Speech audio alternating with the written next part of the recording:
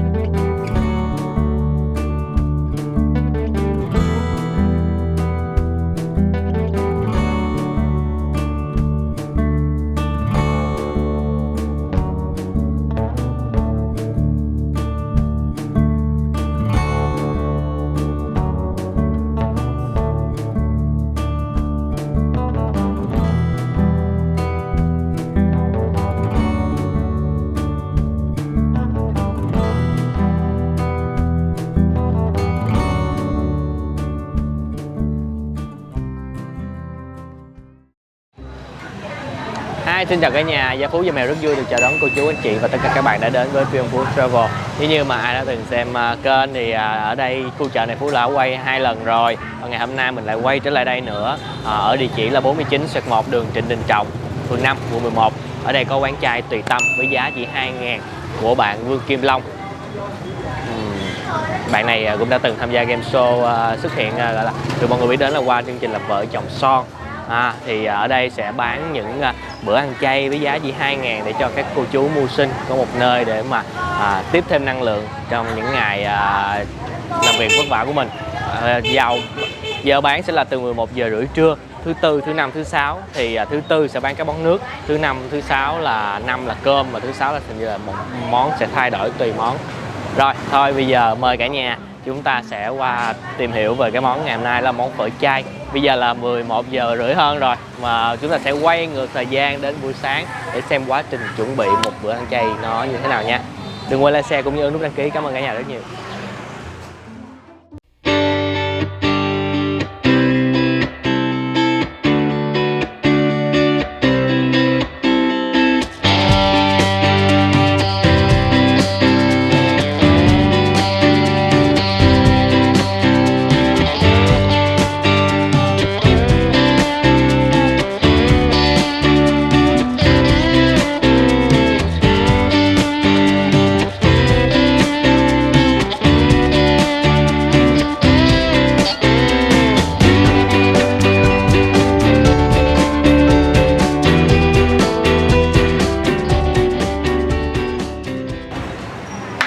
Rồi, giới thiệu với cả nhà, cô gái quen thuộc, rất mạnh mẽ, với cái tên phải nói là rất là sao ta, nghe là không có ai nghĩ là một người con gái.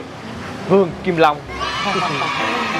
Thì chắc như nãy Phú chia sẻ rồi thì Vương Kim Long thì chắc là đã quen biết với nhiều người với cái công tác thiện nguyện của mình là một bữa ăn chay là chỉ có 2.000 đồng thôi.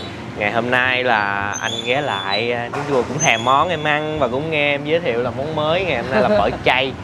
Là bữa nay như em chia sẻ là lần đầu em nấu món này luôn. Dạ đúng rồi, tại vì mình nấu bún bò, bún măng, mấy món kia thì cũng đã nấu quen rồi. Thì bây giờ em muốn đổi món cho cô chú thì em nấu phở. Tại vì nó cũng bổ nữa anh. Ông xã em đâu? Sáng em đi làm rồi. Rồi không ai phụ luôn. Dạ em làm mình em rồi, mấy bữa nay thì cũng có mấy bạn trai đến phụ. Có mấy em trai nhỏ chứ mấy bạn trai em nó lộn. Có những cái em người bạn á, người ta cũng đến phụ với em. Còn nói chung chính thì em vẫn là nấu. Thì hiện tại là vẫn là như vậy, không có gì thay đổi nhiều đúng không? Đúng là sẽ 11 giờ rưỡi thì bắt đầu là Long sẽ bán những cái món ăn này. Thứ Tư là các món nước. Dạ đúng thứ rồi. Năm, thứ Sáu là món cơm. Thứ Năm là cơm, thứ Sáu là đổi món anh. Thứ Sáu là đổi món, như em thích nấu, em thích làm bún chả giò hay là bún mì xào, có nghĩa là cái món nó không có nằm trong cái menu sẵn, nó có lời thay đổi. Và hiện tại thì mọi người cũng có thể thấy có một điều khác biệt là Long đã sửa sang lại cho nó tươm tất cũng như là nó ngăn nắp hơn, để có thể chứa được nhiều đồ hơn. Rồi bây giờ mình đã nắm được giờ giấc rồi thì bây giờ mình sẽ xem các nguyên liệu thô chưa có làm gì hết ngày hôm nay Long cũng sẵn là Long bật mí cái bí quyết làm món phở chai của mình luôn. Em đâu bí quyết gì đâu, em nói sao nhiều quý vị coi vậy thôi. Ok. Rồi mời cả nhà chúng ta sẽ xem các nguyên liệu chưa có, nói chung là một số đã làm rồi, một số thì vẫn chưa có làm.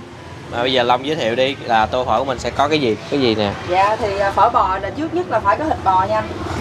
Đây, cái này là thịt bò lát này Long chưa ngâm nha cả nhà. Cái này là bò lát khô nè. Đó, một lát mình ngâm mình nở ra xong rồi bắt đầu mình xào lên cho nó thơm. Đó là thịt bò lát ha. Rồi còn cái này là thịt bò luôn. Cái này là thịt bò nhưng mà là chân nấm. Cái này giống như là bò nạm, còn này giống như là bò gân. Cái này ngon lắm nha anh. Cái này là từ chân nấm Đông Cô mình làm ra nè. Nó ăn nó rất là thơm nha. Đó. Cái này mua mắc không? Dạ cái này khoảng gần hình như em mua sỉ hình như là 150 kg. 150 kg nha. Còn cái này là 200 mấy một ký nè, 240 một ký. Bò này là 240 một ký. Đó thành ra đồ chay cũng không rẻ đâu. Cái này nói thiệt sự. Nhưng mà tại mình mua chất lượng mà. Đó rồi cái này là bò viên anh. Phở bò phải có bò viên. Coi như là nạm nè, gân nè, bò viên. Ha. Rồi. Cái này là nấm Đông Cô của em thì nó cũng tự như là thịt thôi, thì nấm là thay thịt. Đồ chay thì nấm là thay thịt, này nấm Đông Cô là một lát mình cái này em ngâm này, em bắt em xào lên. Mình nấu cái nước nó thơm lắm. Rồi. Thì những cái thành phần thịt nè, đây nấm bào ngư này một lát em xé ra xong rồi em chiên lên nha. Mình chiên lên mình ăn nó dai dai, nó cũng là thay thế thịt luôn. Cái này còn chiên nữa hả? Đúng rồi. Anh chiên lên tại vì đồ chay thực chất nó không có dầu mỡ nhiều đâu. Nó không có chất béo, thành ra là những cái này em cũng chiên lên thôi thì nó khi anh chiên lên á, cái nấm của anh ăn nó thơm. Và nó dai chứ nó không phải là nó bở. Nấm đùi gà. Đúng rồi, nấm đùi gà nó cũng thay thế cho gân á. Nó sực. Một lát mình sẽ cắt cục vậy nè. Anh ăn vô nó giòn sực. Đó một tô phở của mình. Và không thể thiếu đậu hũ. Đó, tại vì có những người ta ăn chay á, người ta không biết ăn nấm thì người ta sẽ ăn đậu hũ được. Đó. Còn tô phở mình là đầy đủ. Đó là những cái còn cái này đậu hũ ki. Đậu hũ ki này nó nôm na nó cũng giống như là gân luôn. Có nghĩa khi mà anh để anh nấu lên nó sẽ dai. Không, anh thấy đa phần nếu mà các món nước thì đều phải có cái này ăn nó ngon. Đúng rồi anh. Đó là những cái thành phần của mình. Còn đây là các nguyên liệu. Còn cái này coi như là nguyên cái vàng này nè nha. Coi như cái tô phở của mình là có bò này kia là đồ ăn ở trên mặt. Đó với cái này, còn cái này là để nấu nước súp nha anh nha. Nước súp là sẽ có là thứ nhất là củ hành tây nướng nè, củ gừng nướng nè, hành tím nướng nè. Y như những cái nguyên liệu mà lúc mình làm tô phở thiệt. Nó cũng gần như vậy ha. Đúng rồi anh, cái nguyên liệu mà nấu nước lèo của nồi phở chay là y chang như là nấu nồi phở mặn. Nó mới tạo cái mùi thơm và ăn rất là bổ. Đó là cái này mình nướng lên, xong rồi mình đập dập mình bỏ vô nồi nước mình hầm chung với củ cải trắng. Thì củ cải trắng của em là thế xương. Người ta nấu xương ống thì mình nấu bằng củ cải trắng. Phở chay, phở thảo dược. Có trong đây có bao nhiêu nguyên liệu? Dạ thì em nói anh đó, cái phở là bắt buộc nó giống như phở mặn luôn. Thì thứ nhất cái này là thảo quả nó ha. Rồi cái này là quế nè ha. Rồi cái này là cam thảo. Rồi cái này là hột ngò nè anh. Cái hột ngò này em bóc lên đại nha quý vị. Bóc lên đâu. Đây, cả nhà ơi, đây. Đó, cái này là hột ngò nè. Còn cái này là tiểu hồi nè. Rồi còn cái đại hồi đâu rồi? Đây, đại hồi đây. Đại hồi. Cái này làm tạo lên mùi thơm nè. Dạ, những cái nguyên liệu này nó tạo cho cái mùi thơm của nước phở và nó giúp cho anh có tăng sức đề kháng luôn. Cái này rất là bổ nha. Mình hầm chung với gừng với lại củ hành nướng với hành tím á, nó sẽ tạo cho mùi thơm và bổ. Rồi. Đó, bây giờ là bào củ cải trắng. Ủa mà bây giờ là coi như là cũng phải có ai phụ em nấu để cho kịp đúng không hả? Em thì nói chung là em là lúc nào cũng trên tinh thần là một mình hết á. Rồi ví dụ em không kịp thì có chị này nè, chị ngoài đây nè, chị phụ giùm em.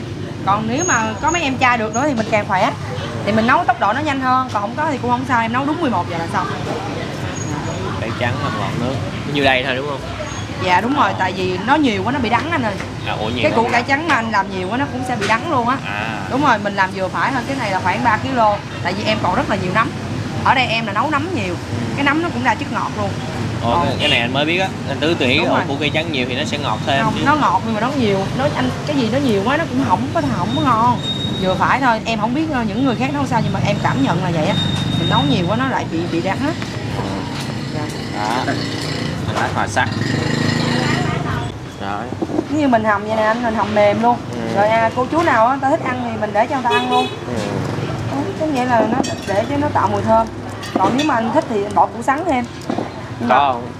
Nhưng mà em ở đây thật sự là em chỉ xài củ cải trắng thôi, em thấy không cần thiết vì em xài rất là nhiều nấm rồi. Em xài nhiều nấm lắm. Phải ăn củ cải trắng. Đúng rồi. Em thì không biết sao nhưng mà đối với em cái gì nó cũng vừa phải thì nó ngon. Còn nếu mà nó nhiều quá nó anh nghe mùi củ cải trắng không à. Rồi cơ công đoạn nướng cho cái này nó dậy mùi đúng không? Rồi nướng mình nướng. Tại vì Còn lá cái này em có phải bỏ lên chảo nữa không? Cái đó mình rang lên nè.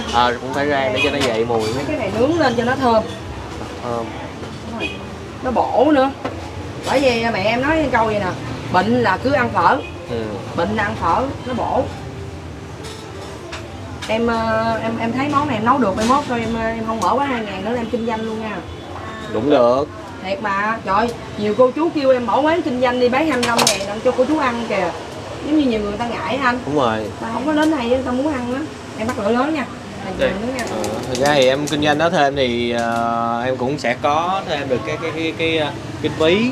Nhưng mà không có thời gian làm anh ơi, tại vì em ví dụ em mướn người thì được đi nhưng mà em không yên tâm. Tại vì mình phải nấu em mới yên tâm. Rồi em phục vụ luôn. Quá. Rồi em phải phục vụ nữa chứ em không học. Nhiều khi á hả, mình không biết ý khách đó mình quạo vọ đó. Nó không hay. Cái này là mình nướng hay mình rang cũng được nhưng mà em là chọn phương án rang. Dạ, rồi em rang.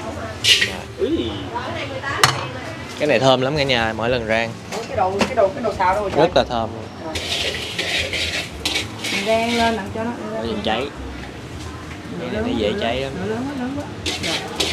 Rồi rang lên. Rang cho nó dậy mùi thơm. Còn mình nướng cũng được. Thì bây giờ tại đây là lần đầu tiên em nấu phở, thành ra em chỉ lấy khoảng bao nhiêu đây thôi. Với một lát mà bỏ vô nồi nó không thơm nữa em bỏ nữa. Em gán gì ạ? Theo như em biết là anh là em mới đăng này là em coi như em bán liền đúng không? Kệ đi anh ơi, em nghĩ cô chú cũng thương em mà, có dở cô chú cũng ăn nè. Ai thử nghiệm em đầu tiên món này rồi chứ? Dạ, đứa con em 3 tuổi. Con nó ok đúng không? Nó nói về nè mẹ, nó nói về mẹ ơi con thấy là vừa ngọt, vừa ngon, vừa thơm. Anh đang quay mặt em rồi. Không có người lớn thử hả? Tại ngoài em mới nấu có một chút xíu Nói chung em nghĩ là chắc cô chú cũng chấp nhận được mà. Để lát anh ăn thử đi ha. Lát anh thử đi. Xong qua ông xếp qua. Qua em nấu có một chừng chén tô nhỏ rồi.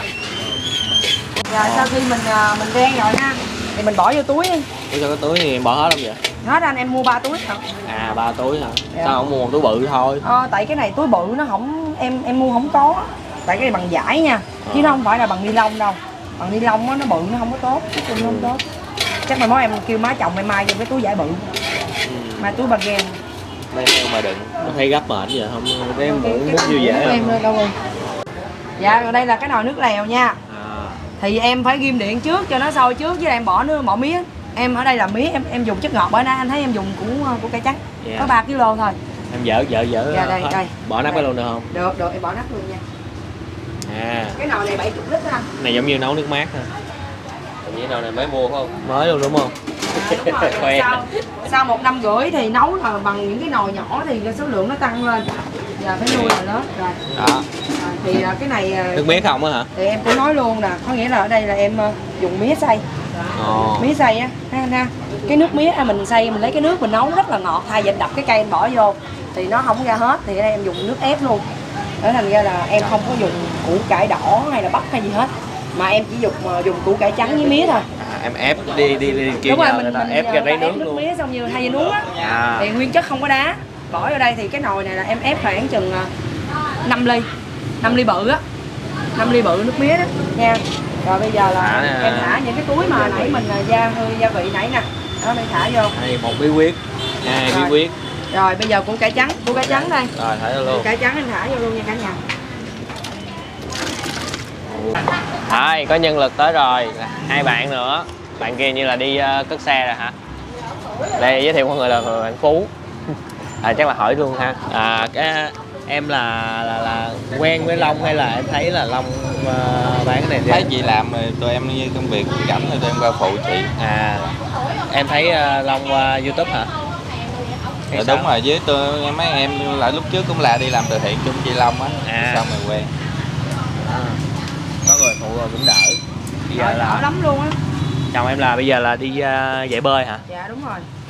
Còn cái công tác hồi kỳ chồng em nói là là vẫn đã thực hiện được rồi đúng không? Dạ đúng rồi, vẫn được.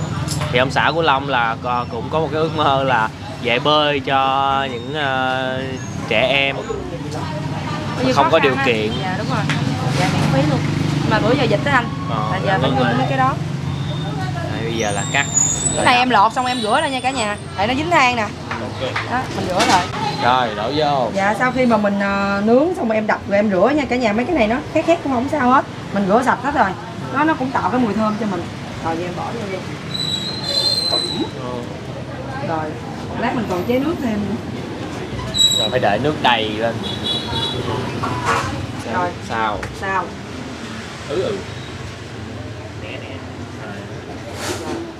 Hay là nấm xào riêng luôn đúng không Long? Dạ đúng rồi, tại vì cái nấm này anh là cái nấm này là đã chín đã hầm rồi. Còn cái nấm này sống nè, mình hầm với nước ngọt vậy. Rồi vừa nói vừa làm, Rồi. Thì em ở đây là em sẵn tiện chia sẻ với cả nhà thì Long là bán món chay, nhưng mà ở đây là Long về gọi là chia sẻ về món chay chứ không phải là bán món thuần chay. dạ, ở đây là em coi như em chia sẻ bữa ăn là không sát sanh thôi. Dạ, không sát sanh nha. Là em vẫn xài hành tỏi, tại vì em biết sao người lao động á, người ta cần dễ ăn á.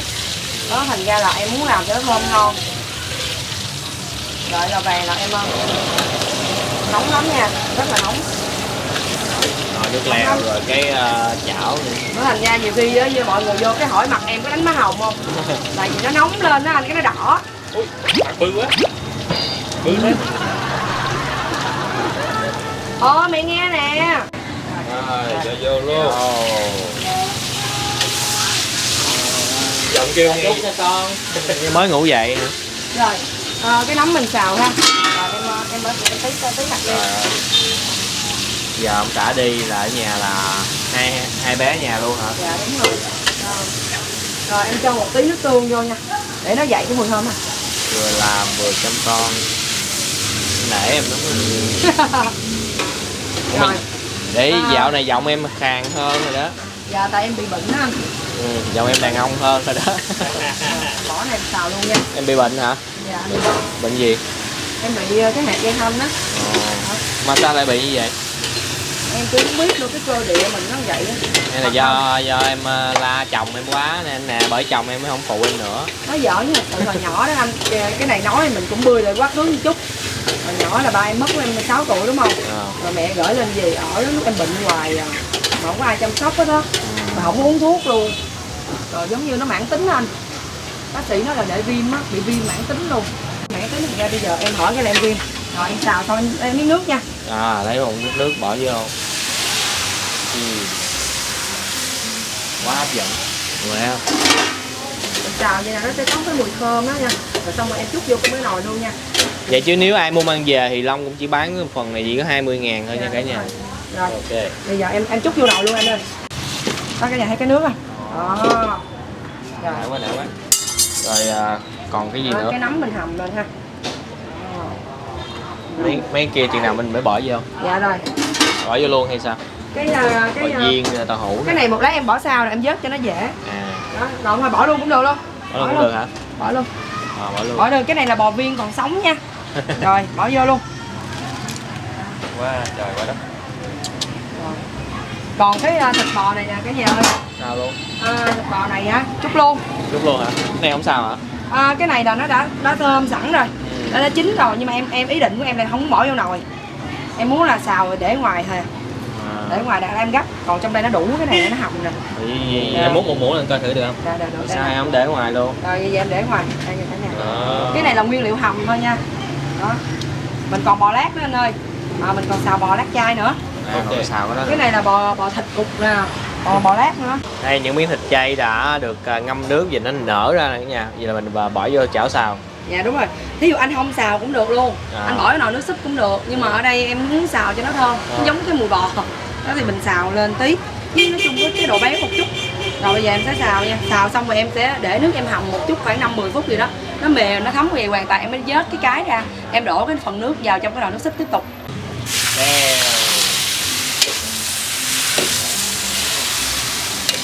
Thơm không anh? Tí nước tương thôi. Nói chung mình xào một tí nước tương để nó dậy mùi. tiêu, chút tiêu. Bạn nào mà yêu thích món chay thì có thể xem thông qua cái clip này, mình thử nhà nấu nha. Nói chung là em không có gành nhà chay nha. Mình nấu mình nghĩ sao mình nấu vậy thôi. Em cũng tham khảo trên YouTube thêm. Mà nói em nấu ngon chứ. Trong các món thì em tâm đắc cái món nào? Bây giờ thật sự là có 3 món mà em tâm đắc nhất luôn á.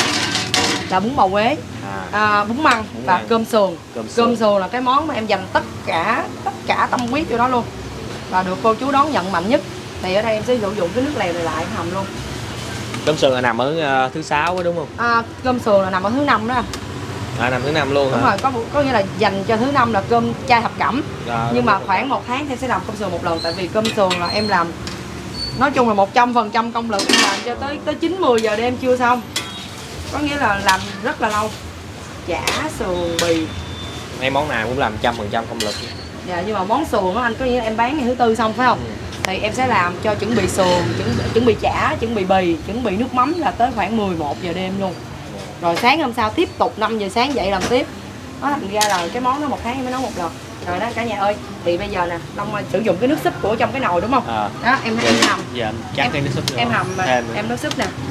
Đó, em hầm cho nó mềm lên. Em hầm cho nó mềm. Đó, rồi một lát em vớt ra để hầm gấp cho nó nhanh đó anh. Đó, em hầm. Cái này hầm chừng 5 phút là nó thấm gia vị rồi. Nhìn qua đây chứ không nói đồ chay thì đâu ai biết là đồ chay. Đó, cái này chính vì cái này chưa nêm thành em phải nêm một tí, nêm chay vô nha. Nêm chay thôi. Cho nó có cái vị mặn ngọt thôi.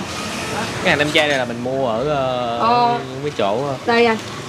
Hạt nêm, em sườn hạt nêm Maggi họ có bán ở trong siêu thị, tất cả các cửa hàng tại tạp hóa. Thì cái này một phần em mua vào, có một phần cũng có người ta ủng hộ thêm cho mình.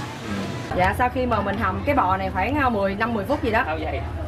Tháo dây rồi, đang lấy túi tiền. Rồi thì em vớt ra nha. Đó, nhà nó mềm mà nó thơm rồi đó anh. Rồi. Đó, nó mềm, nó thơm rồi. Có thể thấy thì có lẽ món chay cực khổ là phải do mình phải làm những cái công đoạn để làm cho nó gọi là nó dậy được lên cái mùi, cho nên nó tốn công hơn là ở những cái này. Ví dụ mà mình làm đơn giản cũng được nữa, anh bỏ vô nồi, nhưng mà nói chung cô chú sẽ không có thích bằng. Nó đơn giản. Thơm và nó ngọt, đúng rồi. Anh bỏ vô nồi nước súp anh hầm á thì nó lại cũng ngon mà nó mềm lắm.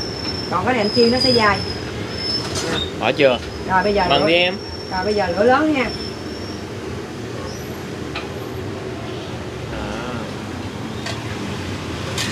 Này anh chiên lên. Cả nhà đừng có sợ là nó giống như dầu mỡ nhiều, không có đâu, hồi chiên nó nhả lên hết trơn à. Rồi mình chiên nó vàng lên, nó nhả dầu lên hết à. Ở đây là món này là cô chú thích ăn lắm anh. Ví dụ như bún măng thì nó thay thịt vịt, bún bò thay thịt bò. Rồi bây giờ phở bò thì nó cũng giống thịt bò luôn. 8-9 nguyên liệu. Em muốn cho cô chú ăn thiệt là ngon mà. Nè anh, chiên rồi nè, anh thấy không? Nó thơm mà nó dai lắm, anh ăn sực đã. Nè cả nhà nhìn là dầu không hề hao nè, không vớt là một cái là dầu còn nguyên nè, thấy không? Dầu còn hồi nãy em vớt nãy là em chế vô dầu như bây giờ còn nguyên vậy á. Rồi bây giờ em đợi nó hơi vàng thôi, rồi em vớt lên. Cái này ở nhà mà xài với sả ngon lắm á, ở nhà nấm này nè. Dạ đúng rồi, em nói chiên lên ăn nó khác biệt nha, nó khác biệt không chiên á. Chiên này thì mình hơi thêm một công đoạn rồi cô chú ăn ngon. Ngoài cái đậu nành mà mình xào xả thì mình lấy cái này mình xào xả cũng rất là ngon. Nhà mẹ anh hay nấu món chay này ngon lắm. Dạ đúng rồi, vậy là mẹ anh nấu ngon lắm đúng không? Vậy là em là múa rìu qua mắt anh rồi. Đâu có. Anh có biết gì đâu, chỉ ăn thôi. Nó chỉ biết hưởng thụ thôi em ơi. Anh chỉ biết là mẹ anh nấu ngon. Tại vì hồi nãy giờ mấy anh nhìn đi đâu trong cái đồ chay, cái nồi nước súp mình đâu có miếng dầu mỡ nào đâu. Mà mình chỉ chiên những cái này hoặc là mình xào miếng nấm cho nó béo béo lên thôi. Dạ bây giờ là cái phần này là nấm đùi gà, em cũng xào lên cho nó thơm nha cả nhà ơi. Công đoạn y chang cái kia luôn đúng không? Cũng bỏ rồi bỏ nước lèo vô. Đúng rồi. Em bỏ miếng hạt nêm vô nha. Cái này tại mình hầm nên mình hầm để đi đặng cho em. Đúng rồi, bỏ nước vô là nó hấp dẫn. Để cho mình không có tốn thời gian á, mình vớt ra. Tại đây em bán số lượng nhiều em phải rồi cái này nữa là xong rồi đúng không? Dạ, cái phần này nấm đùi gà đó anh. Rồi giờ em xào, em hầm á. Nãy giờ hầm cũng 15 phút rồi cho nó thấm gia vị rồi nó ra cái chất nấm luôn. Đó mình vớt vậy là đặng lát em mình bỏ vô nồi cũng được nhưng mà mất công hồn lựa nữa. Đó em làm vậy để cho nó nhanh. Thơm lắm. Cái nấm này anh ăn nó giòn giòn như gân. Rồi xong cái nước còn trong chảo á là cái nước nấm nè, với một phần cái nước lèo á. Rồi em đổ vô trong cái nồi này. Ok. Đó cái nước lèo nó thơm Ra nó nước nấm nó ra. Đây nó ra rồi chế luôn. Coi như là nãy giờ mỗi chảo là mỗi một loại nước. Đúng rồi đó, thành ra em chỉ có hầm củ cải với nước mía thôi. Rồi. Vậy là cắt hành. Rồi đợi những cái ngò gai này nọ là bỏ vô thêm là nước lèo đúng không? Dạ, cái phở là mình phở mặn của anh phở là bắt buộc phải có hành tây thì ở đây phở chay cũng là xài hành tây luôn. Em cũng bào hành tây. Ok, em nói là ước mơ quán này là của em thành hiện thực rồi. Dạ. Thì em còn ước mơ gì nữa không? Nói chung là em còn một ước mơ là mở một quán mặn 2.000 nữa.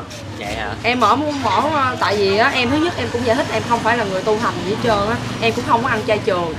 Nhưng mà tại vì ở đây ở chợ nè thì em muốn mở quán chay để không có dành cái bữa cơm với những cái người mà người ta mở quán đồ mặn á. Nhưng mà khi mà em mở 1 năm rưỡi á, thì em nhận thấy là cô chú cũng rất là tha thiết muốn được ăn bún bò quán mặn. Cô chú thích lắm nhưng mà tại bún bò mặn bây giờ anh biết một tô cũng phải 40.000 trở lên, rẻ nhất cũng phải là 35.000 thì cô chú không có khả năng ăn. Nhưng mà bây giờ em không thể mở quán mặn ngay đây được nữa tại em đã là một món chay rồi, thành ra em vẫn có một ước mơ ấp ủ là mở sẽ một quán bún bò Quế, chỉ bán bún bò Quế thôi mà bún bò Quế mặn 2.000, nhưng mà để từ từ đã. Rồi mình nấu gần xong rồi đó anh. Rồi Giờ là giờ em làm cái gì ạ? Em trộn rau.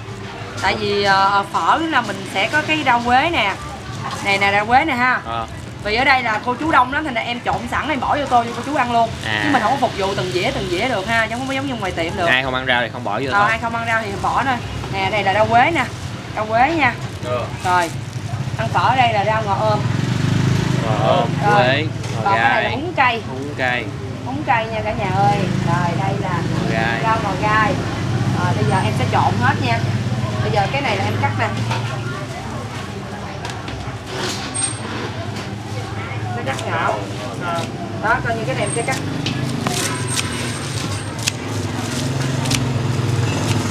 Rồi em cắt cái này đi. Rồi trước mắt em cắt vậy đi ha. Rồi em trộn trước từ từ. Trộn cho nó đều. Rồi con. Rồi cái này là mình đã lọc cá hết rồi nha cả nhà. Đây là nãy là quế với ngò gai ha. Quế ngò gai trộn lên nè. Cái này húng cây.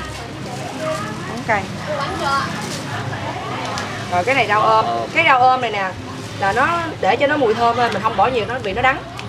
Nó đắng nha anh nha, mình bỏ một chút thôi.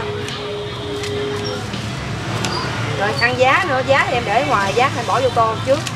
Mình chan nước lèo lên là nó chín luôn. Cái này rõ chưa? Đó, mình đang sọt. Thơm không anh? Nó bụng rồi đó. Dạ. Để lẹ ăn nè. Rồi, trộn lên. Bây giờ là 10 giờ rưỡi thì cái công đoạn mà cả nhà đang xem là công đoạn trụng bánh phở. Vì đông thì sẽ không có thời gian trụng cho nên là Long trụng luôn, trụng sẵn hết, chỉ bán thôi. Đúng rồi. Mình không có trụng từng tô mà cô chú vô đông đó, có mình ăn không kẹp. Cái số lượng bán những cái giá em bán cái giá 20.000 bình thường á, em có bán nhiều không? Không anh ơi, bán ít lắm, bán tối đa ngày 10 tô à. 10 tô thôi à, tại chủ yếu mình để dành cho cô chú ở đây ăn ha. Sao nó chung nữa luôn, nó cũng phải gớt. Khó nha. Dạ. Rồi. Rồi bây giờ là em nêm lại hả? Dạ hồi nãy giờ là coi như em hầm tất cả các nguyên liệu nè, nấm rồi đây nè, nhiều nấm này thấy không? Củ cải nè, anh thấy củ cải này mình nó trắng không? Bây giờ nó đục rất là thơm luôn nha. Rồi nó ra mấy cái nấm ra mấy cái chất ngọt bắt đầu em nêm lại nha. Rồi để em nêm thử bây giờ nó mặn ngọt sao rồi em mới là trong nồi nước của mình là đã có mía nha, nước mía. Rồi, vừa chưa? Bây giờ coi như là ngọt tự nhiên, chưa có gì hết. Chưa có đồ mặn đúng không? Đúng rồi, chưa có độ ấy. Rồi bây giờ em nêm hạt nêm nha. Ở đây chủ yếu em xài hạt nêm chay. Hạt nêm chay. Rồi. Có nghĩa một nồi này thì chắc em phải xài thêm một miếng nữa. Thì nó mới vừa. Hồi nãy cái đó còn có một chút à.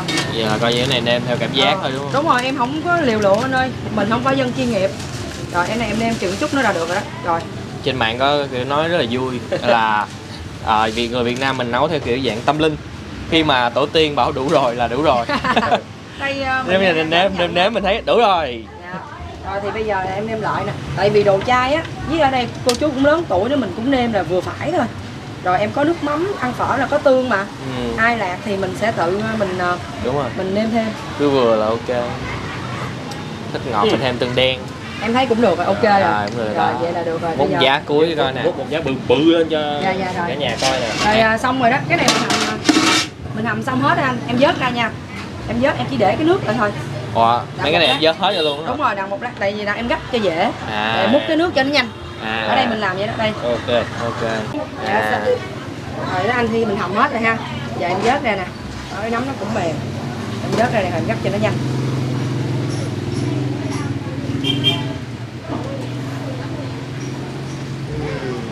Đúng rồi, nếu mà họ không sắp xếp như vậy thì sẽ rối. Dạ đúng rồi, anh thấy thơm không? Thơm. Thơm nước mũi luôn ha. Ăn sẽ bổ nữa. Rồi. Rồi ok, đầy đủ hết rồi. Mời cả nhà đó. Được bày trí ngăn nắp hết. Bây giờ là gần tới 11 giờ thì chắc là Phước xin phép cả nhà là mình ăn trước. Để lát hồi mấy cô chú tới là mình chiếm chỗ. Nè, chị chú đợi con chút đi, con làm cho chú em. Giờ đi của khác đi hả con? Dạ. Giờ đi giúp con bé đi học á. Dạ rồi, con cảm ơn chú nhiều. Dạ rồi, con cảm ơn chú với bịch đường nha. Trời ơi, thương quá. Chú cho đường nè. Chú cho đường cả nhà đó. Đó. Cứ lâu lâu thì sẽ có cô hoặc chú cho nước tương, đường, mắm. Rồi, làm đi, em làm đi. Anh ăn bánh ít nhiều. Vừa thôi. Trong cô. Nãy giờ nói là đói chứ thực ra cũng no mắt. Nhìn em làm hấp dẫn quá cho nên ăn bánh phở là vừa là đủ.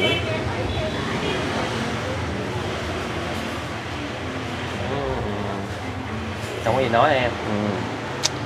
Thực ra cái nhìn Long làm thì mà em bán mang về thì cũng chỉ có 20.000. Em thấy cái tô này nó cũng 30-35 bán bình thường mà cũng ok lắm luôn á.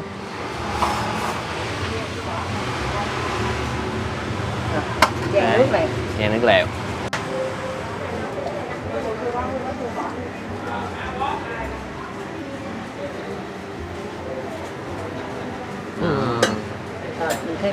Giờ mới xong rồi mới bỏ rau đúng không? Đúng rồi.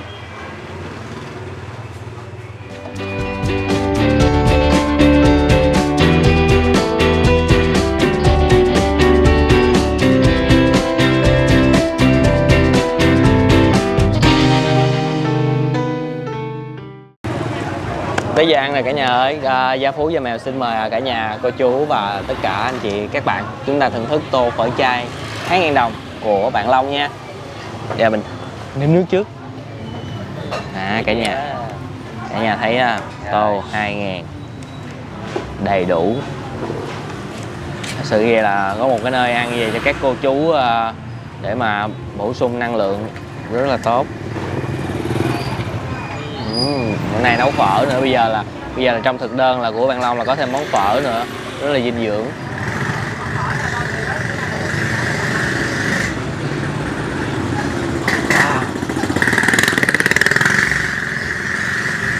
Hương vị nói chung là giống như phở thiệt. Cái nước ở đã đậm là mình thấy là cũng vừa vị rồi đó, nhưng mà bây giờ chúng ta sẽ thêm làm cái nước chấm nha, có tương ớt, tương đen trên bàn đầy đủ luôn. Mình chưa có dặn nút ra. Rồi đây cho mình nha. Rau giá vô luôn. Đấy 2.000. Những ai mà chưa biết đến quán của Long thì hy vọng là sau clip này thì mọi người sẽ đến ủng hộ Long ha. Sau khi ăn chúng ta sẽ có một cái Long có để một cái thùng tùy tâm ở trong, chúng ta có thể hỗ trợ Long bằng cách đó, hoặc là chúng ta có thể hỗ trợ những cái nhu yếu phẩm như nước tương, gia vị, để Long có thể tạo ra được thêm nhiều bữa ăn hơn cho các cô chú. Mời mọi người nha.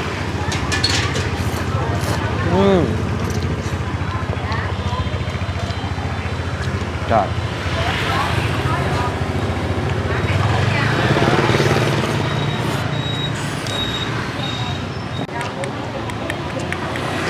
dắt miếng canh vô và cái tô nó có thêm vị chua, tô này ăn no ha cả nhà. Không tiện ở đây Phú cũng chia sẻ luôn đó, thì cả nhà đó mình cũng chia sẻ lại. Đây là lần thứ 3 mình quay lại quán của Long rồi, Thứ nhất là muốn chia sẻ là cái quy trình mà làm một món chay nó rất là kỳ công và nó khó hơn món mặn luôn cả nhà. Nên đôi khi những cái quán chay mà mọi người thấy đôi khi cái giá nó cao hơn một chút xíu, đôi khi nó cao hơn món mặn là vì cái công nó làm rất là cực đó. Đây là Này coi như mình gà đi, mình cho là phở này vừa bò gà đi. ngon quá Ngon, rồi. không khoái ăn với này. Ngon. Sáng giờ Đợi sáng giờ 6 giờ 7 giờ. tới đây là 6 giờ mấy 7 giờ.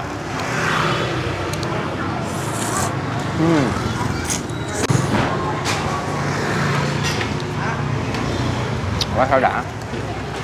Đó, rau. Đây miếng bò. Đi chen bò thiệt luôn á. Này nó mềm vào còn ăn nữa. Vẫn nói lại. Rồi nè, Bò chiên. bò viên nè, nhìn nè. Nhìn đi chen thiệt luôn. Nè. Giờ này giống như cân.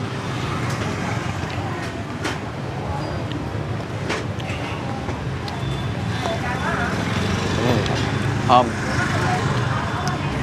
Giòn. Nấm đùi gà. Nấm đùi gà ta giống gì ta? Đơn trong. Đơn trong. Vàng. Vàng. Bị nhiễm rồi. Gân. Đó. Vậy có hủ tiếu không chị? Hủ tiếu dài. Hủ tiếu dài á. Nghĩ là chị có bán hủ tiếu dài không? Vậy lấy cho em một phần em về.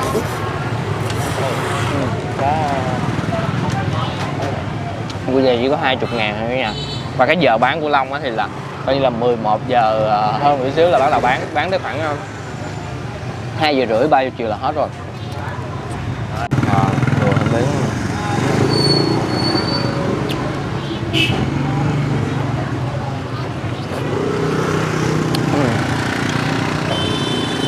Qua sẵn tiện chia sẻ này có một cái này mình cũng vô tình biết lúc đó mình cũng thắc mắc cho nên mình muốn chia sẻ. Nếu mà theo phong thủy á, thường người ta chọn cái dây này nè, hoặc là làm về khai trương hay gì đặt chữ đặt tên á, thì họ theo phong thủy kiểu là dạng là sinh lão bệnh tử. Thì trước mình cũng đặt theo kiểu số dòng đủ vô chữ sinh với chữ lão. Thì về sau lỡ mà ví dụ mà mình có hỏi thắc mắc người lớn hả, ủa gì ví dụ mà lỡ nó buồn nó vừa ngay chỗ mà hay là những cái chữ nó vừa vô ngay cái chữ tử hay chữ bệnh thì sao, thì chúng ta có thể nghĩ theo hướng Phật giáo, chuyển qua mình nghĩ theo hướng Phật giáo thì nó sẽ nhẹ hơn, đó là từ bi hỷ xả. Thì nó là nó vừa đầy đủ trọn vẹn luôn, không có sợ gì hết. Rồi xin phép mọi người ăn nha.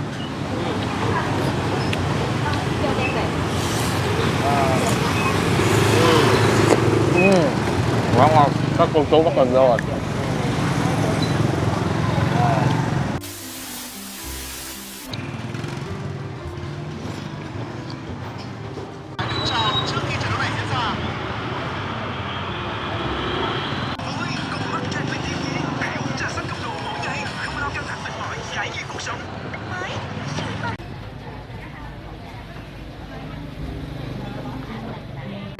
Rồi xong rồi, vậy là kết thúc một ngày nói chung là rất là tuyệt vời. Anh cảm ơn Long đã hỗ trợ tụi anh ngày hôm nay tiếp, cũng như là chia sẻ những cái cách làm của em để gửi đến cho mọi người. Thì như nãy mọi người cũng có thể thấy là có một bạn vậy là đi ship đồ, có mua một phần mang về 20.000. Nói chung là cái đó em không có đặt ứng dụng hay gì hết nha, mà người ta giống như người ta muốn ăn á, người ta muốn ăn của em thì người ta kêu ship lại lấy thôi, nhưng mà cái lúc mà vắng khách thì em mới bán đem về thôi, chứ còn bình thường đông thì em cũng không có bán, hoặc là giữ đó là một phần thôi. Thì nhiều người thắc mắc hỏi em là tại sao là đã là quán 2.000 mà lại mang về 20.000, thì em nói rõ rồi là có nghĩa là mục đích của em mở quán chay này là phục vụ cô chú cần bữa ăn. Có nghĩa là cần bữa ăn là cứ đến quán em là 2.000, hoặc là không trả tiền cũng được luôn, hoặc là tùy tâm theo cái cảm nhận của mình về món ăn. Ai cần thì cứ đến, nhưng mà khi mua về thì em sẽ tính phí 20.000 để giống như là mình hạn chế người ta mua mang về, vì em không phục vụ kịp, chứ không phải là mình sợ tốn tiền bịch hay là tốn tiền gì hết. Nhưng mà đâu đó rõ ràng ai cần bữa ăn thì cứ đến, kéo 5 người 10 người cả gia đình đến ăn cũng được, miễn là ăn tại chỗ cho em là 2.000 đồng, còn khi mua về là em sẽ tính 20.000, và 20.000 đó em nói thật sự là không có lời một cái gì hết, mà coi như em trả là 20.000 đó cho cô chú thôi, đó cái phần ăn đó. Nói chung là cũng vẫn có thời kỳ, vẫn có những người comment đó là đôi khi người ta không có kịp ăn liền, người ta muốn mua về, nhưng mà thật sự là thì mọi người cũng thông cảm là quán thì cũng rất là nhỏ, nhân lực thì cũng có hạn, nên cái việc đó cũng chỉ là để giảm thiểu cái việc mua mang về, mong muốn cô chú ăn ở tại chỗ thôi, chứ không phải là có cái ý gì là gây khó khăn cho mọi người cả. Rồi thôi thì anh cảm ơn em, là bài vẫn chúc em nhiều sức khỏe và được mọi người tới phụ giúp để mà có thêm nhiều bữa ăn nữa gửi đến cho cả nhà. Dạ rồi. Em cũng cảm ơn anh Phú anh Mèo rất là nhiều. Nói chung mà nhờ anh Phú với anh Mèo quay cái clip em bún bò Huế đó thì cũng được nhiều người biết tới. Đó thành ra là em cũng cảm ơn hai rất là nhiều nha. Dạ. Rồi thì nhớ nha cả nhà, một bữa ăn 2.000 mua về 20.000 nhưng mà hạn chế, và xong ăn xong chúng ta có thể đóng góp vào cái thuộc tiền tâm này để giúp những cô chú ở lượt sau có thêm những cái bữa ăn ngon hơn nữa. Rồi xin chào và hẹn gặp lại cả nhà những hấp dẫn kế tiếp. Đừng quên một món ăn ngon sẽ ngon hơn khi chúng ta thưởng thức cùng người thân, bạn bè và chia sẻ nó với tất cả mọi người. Xin chào và hẹn gặp lại cả nhà.